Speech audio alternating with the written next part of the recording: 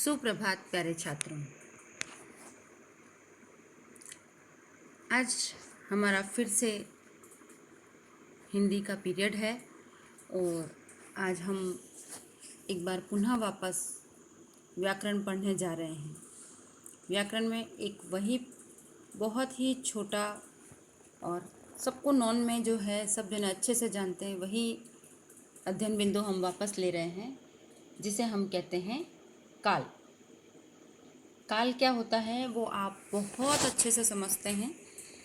काल का अर्थ होता है समय। समय हमारे जीवन में बहुत उपयोगी है, बहुत महत्वपूर्ण है। एक बार गया हुआ समय वापस नहीं आता है, ये हम सब बहुत अच्छे से समझते हैं। अब व्याकरण में काल का क्या महत्व है? बहुत ज़्यादा महत्व है। जब तक हमारे कार्य के पूरे होने का समय जो हमें पता चलता है उसे हम काल कहते हैं। अब ये काल अलग अलग परिस्थितियों में अलग अलग रूप में हमारे सामने आता है। तो आज हम वही पढ़ने जाएंगे। काल किसको कहते हैं? काल के भेद और भेद के भी भेद, यानी काल के उपभेद। तो काल किसको कहते हैं? सबसे पहला हमारा प्रश्न बनता है कि काल किसको कहते हैं। सीधी सी बात है कि वाक्य में जब क्रिया जिस भी रूप में पूरी होती है, यानी क्रिया जब पूरी होती है तो उसके पूरे होने का जो समय है, यानी कि जो समय है वो बीत चुका है या आने वाला है या चल रहा है, ऐसा जो भी समय है उसे हम काल कहते हैं। सीधी सी बात हम समझ सकते हैं कि क्रिया के पूरे होने का समय हमें वाक्य में पता चलता है, उसे हम काल कहते हैं। यानी क्रिया के पूरे होने का समय काल कहलाता है। काल के 3 भेद होते हैं, आप लोगों को अच्छे से पता है। वर्तमान काल, भूतकाल और भविष्य काल। जो समय चल रहा है, जिस समय में हम कुछ काम कर रहे हैं, अगर क्रिया का उस समय में पता चले, क्रिया का रूप वही हो जो हमें ये बताए कि अभी काम हो रहा है या चल रहा है, तो वो कार्य क्या कहलाता है? वर्तमान काल कहलाता है। यही अगर हमारी क्रिया का रूप हमको ये बताता है कि काम तो पूरा हो चुका, वो समय कब से निकल चुका है, जा चुका है, जो समय बीत गया, हमारे पास से पास आउट हो गया, चला गया है, उसे हम क्या कहेंगे? भूतकाल। और जो समय आने वाला है उसे हम क्या कहेंगे? भविष्यकाल।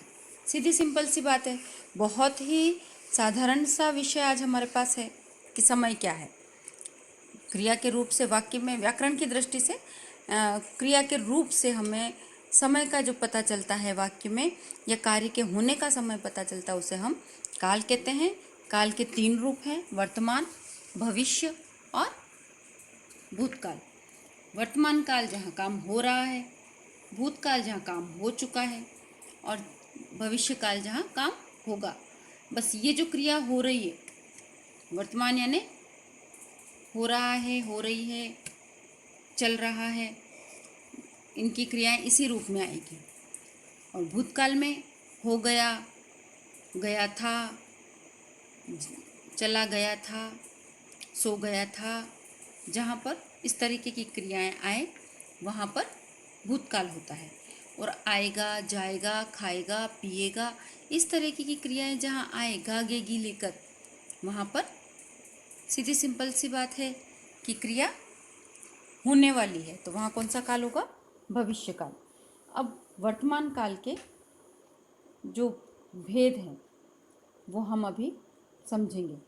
सीधे सामान्य वर्तमान काल, बिल्कुल सामान्य सी क्रियाएं जो हो रही है, गीता पढ़ती है, तुम स्कूल जाते हो, बच्चे खेलते हैं, मतलब सब काम वर्तमान में हो रहा है, तो उसे हम क्या कहेंगे? सामान्य वर्तमान काल। उसके बाद आता है अपूर्ण। अपूर्ण यानी जो पूरा नहीं हुआ है। आप लोग बहुत अच्छे से समझते हैं कि अपूर्ण का अर्थ होता है जो पूरा नहीं है। कई बार मैं आप लोगों की कॉपियों में नोट डाल देती हूँ, कार्य पूर्ण करें, कार्य अपूर्ण है, यानी कि आपका काम बाकी है, यानी जो क्रियाएं चल रही है उस क्रिया का पूरा होना बाकी है अभी, तो उसे हम क्या कहेंगे? अपूर्ण वर्तमान काल, यानी कि जो काम हो तो रहा है, वर्तमान में वो काम हो रहा है, लेकिन अभी तक पूरी तरीके से हुआ नहीं है, लगातार वो काम चल रहा है। तो ऐसे को हम क्या कहेंगे? अपूर्ण वर्तमान काल। जैसे अध्यापिका पढ़ा रही है, मैं खाना खा रही हूँ, ठीक है, अक्षरा सब्जी काट रही है। तो जो रहा है, रही है, जो क्रियाएं लगातार चल रही है, उसे हम क्या कहेंगे?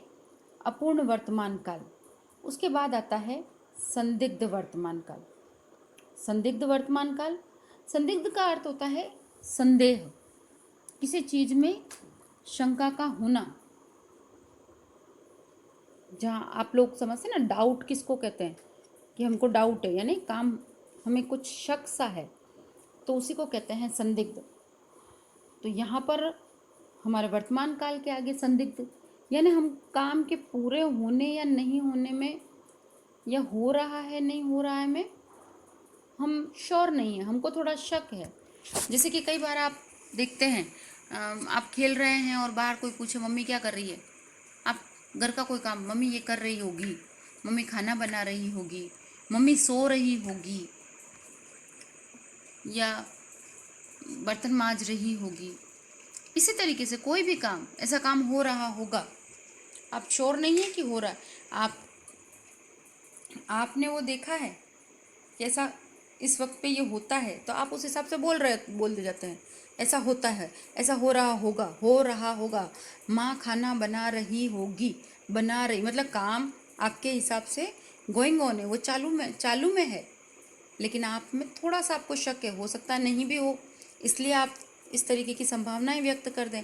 संदिग्ध, तो वहाँ पर वो क्या हो गया? संदिग्ध वर्तमान काल हो गया, जहाँ पर काम हो रहा होगा, लेकिन हमें संदेह है कि वो हो रहा है या नहीं हो रहा है, तो वहाँ पर संदिग्ध वर्तमान काल होगा। अर्थात वर्तमान काल के 3 भेद हैं, आप लोग बहुत अच्छे से समझ रहे होंगे, सामान्य, अपूर्ण और संदिग्ध। उसके बाद आता है भूतकाल। हमने अभी अभी आगे पढ़ लिया, भूतकाल किसको कहते हैं? जहाँ पर क्रियाएं बीते हुए समय में हो चुकी है, जो समय बीत चुका और उस बीते हुए समय में हमारी क्रियाएं हो चुकी, खत्म हो चुकी, वहाँ पर भूतकाल होता है। भूतकाल के 6 भेद होते हैं। अब इन 6 भेदों को हम यहीं पर देख लेते हैं। सबसे पहले सामान्य भूतकाल, जैसा कि हमने पढ़ा था सामान्य वर्तमान काल, बिल्कुल जहाँ सामान्य सी बातें नज़र आती है।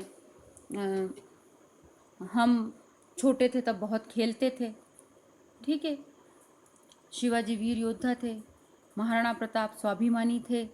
तो इस तरीके की जो सामान्य सी भूतकाल की बातें हैं, वो सब सामान्य भूतकाल में कहलाती है।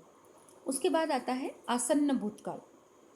आसन्न भूतकाल, आसन्न का अर्थ होता है अभी अभी, या जो पास में ही है।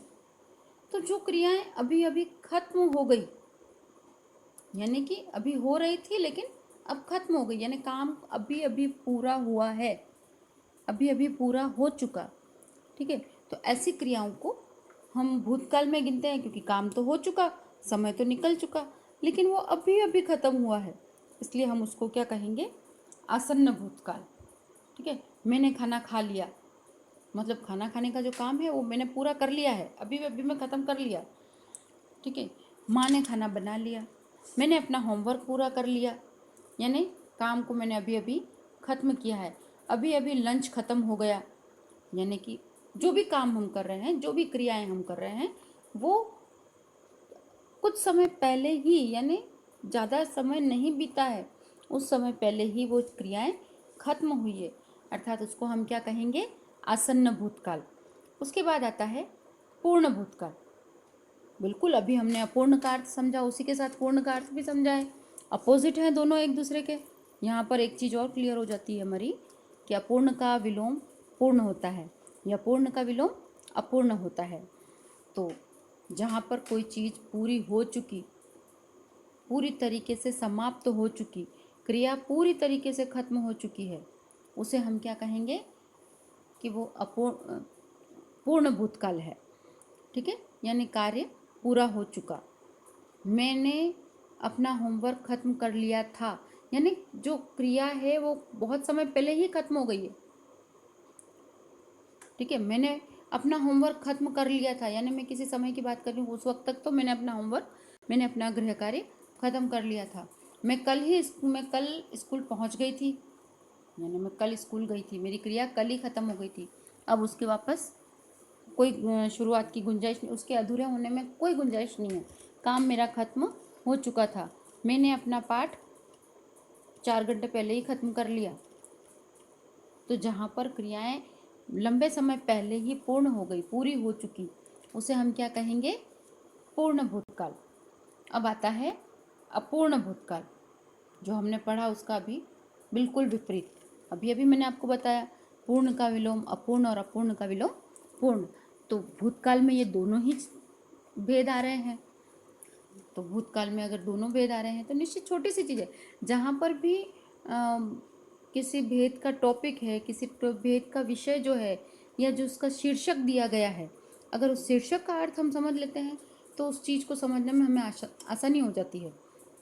अपूर्ण का अर्थ होता है जहाँ पर क्रिया अधूरी हो। ठीक है, तो जहाँ क्रिया के किसी रूप से हमें यह पता चले कि भूतकाल में काम तो शुरू हुआ, लेकिन वह पूरा हुआ या नहीं, वो अब हमें जानना बाकी है। यानी काम तो अभी तक हो सकता है वो चल रहा था, जब हमने देखा तब काम हो रहा था, काम की शुरुआत हो चुकी, लेकिन वो हम पूर्ण रूप से नहीं कह सकते कि वो काम पूरा हो गया। यानी हमारे देखते हुए वो काम शुरू हो चुका था, और उस हिसाब से उसे पूरा हो जाना चाहिए था, लेकिन वही बात है, हमने अभी वर्तमान काल में पढ़ा था, संभावी वर्तमान काल में, कि पूरा होने नहीं होने का हमें पता नहीं। तो वही चीज़ है अपूर्ण वर्तमान काल में जो हम देखा था, वही भूतकाल में है कि हमने क्रिया को होते हुए देखा था। जैसे आप स्कूल आते हैं और स्कूल आते वक्त आप देखते हैं कि मम्मी किचन में आपका टिफ़िन बना रही है, तो आपके हिसाब से स्कूल आने के घंटे भर बाद आप ये कह सकते हैं कि मम्मी खाना बना रही थी, लेकिन क्या खाना पूरी तरीके से बना? नहीं, आपने मम्मी को खाना बनाते हुए तो देखा, खाना कंप्लीट करते हुए नहीं देखा कि हाँ किचन का सारा काम कंप्लीट हो गया था। आप ऐसे नहीं करें, आप जिससे भी बात करेंगे मम्मी क्या कर रही थी? खाना बना रही थी, यानी काम तो चालू था, काम पूरा नहीं हुआ था, क्रिया अधूरी थी, और वो क्रिया अपने आप में पूरी नहीं हुई, इसलिए हम उसे क्या कहेंगे? अपूर्ण भूतकाल। उसके बाद आता है संदिग्ध भूतकाल। वही बात है, जहाँ संदेह हो, जहाँ शंका हो। ठीक है, तो उसे हम क्या कहेंगे? संदिग्ध भूतकाल। वही किसी कार्य के भूतकाल में होने का संदेह हो तो उसे हम क्या कहते हैं? संदिग्ध भूतकाल। ऐसा हुआ होगा, उसने खाना खाया होगा, हम संभावनाएं व्यक्त करें। जैसे किसी के घर पर किसी मेहमान के आने की उम्मीद है कि वो 10 बजे आने वाला है, इस बीच आप कहीं बाहर निकल गए, तो आप यही कहेंगे कि यार वो आ गए होंगे।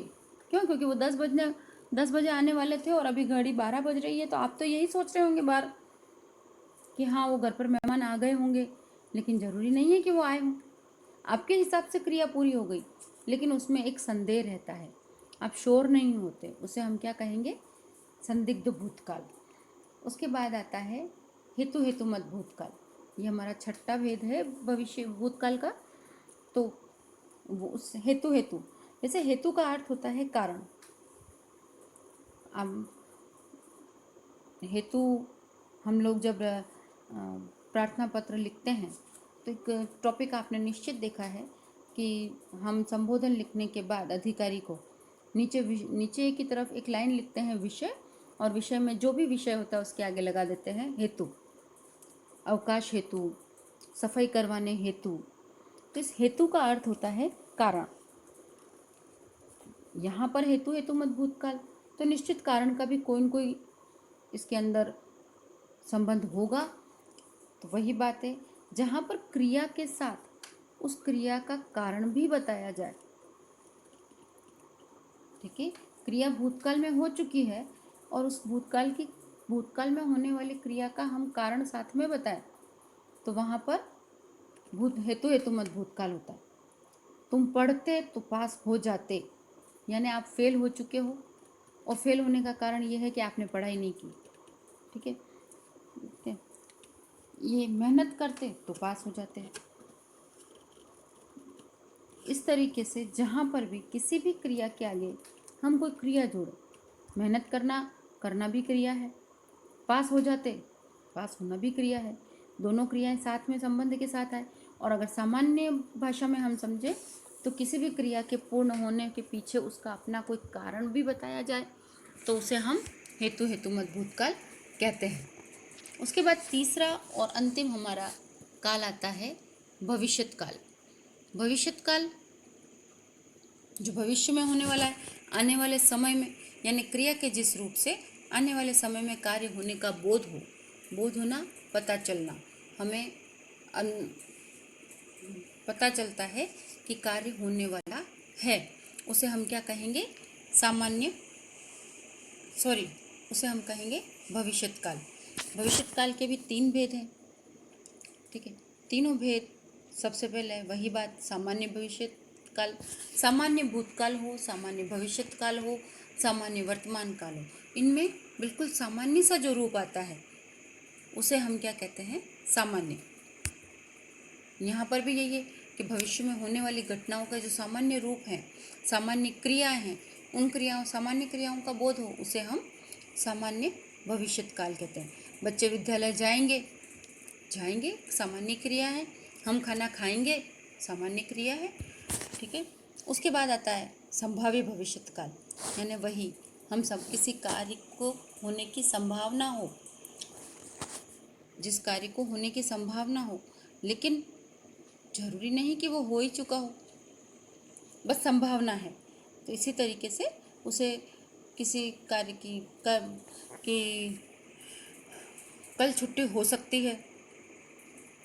अब ये मैं संभावना व्यक्त कर रही हूँ, आवश्यक नहीं कि ये सच हो, लेकिन ऐसा हो सकता है। कल तेज बारिश आ जाए, अभी आज बादल हो रहे हैं, हो सकता है कि शाम तक तेज बारिश आ जाए या कल तेज बारिश आ जाए। मैं ऐसी संभावनाएं व्यक्त कर सकती हूँ, लेकिन ज़रूरी नहीं कि ऐसा काम हो, खाली संभावनाएं हैं, हमारा अनुमान है कि ऐसा काम हो जाए। तो वहाँ पर क्या होता है? सामान्य भविष्यत काल। उसके बाद सामान्य सा जो भी अभी हमने पढ़ा, अभी हेतु हेतुमत भूतकाल, उसी तरीके से हेतु हेतुमत भविष्य काल, वही चीज़ है, सिर्फ क्रिया बदल रही है। और क्रिया बदलने के साथ उस क्रिया इसलिए बदल रही है क्योंकि समय बदल रहा है। भूतकाल में क्रियाएं हो चुकी थी, और जो क्रियाएं हो चुकी थी उसका कारण भी हमने साथ में बताया। यहाँ पर वही है कि क्रिया होगी, कारण साथ बताना है। तुम पढ़ोगे तो अवश्य सफल हो जाओगे। अब ये सब भविष्य का मामला है, अभी तक परीक्षाएं बाकी हैं, और उसके लिए यही है कि तुम्हें सफल होना है तो तुमको पढ़ना है, तो बस तुम पढ़ोगे तो सफल होगे। तो यहाँ पर हम क्रिया के साथ उसका कारण भी बता रहे हैं कि क्या करने से क्या हो सकता है। तो यहीं पर हमारा अध्याय समाप्त होता है। मुझे उम्मीद है कि आपको काल समझ में आया होगा। इसी के साथ धन्यवाद।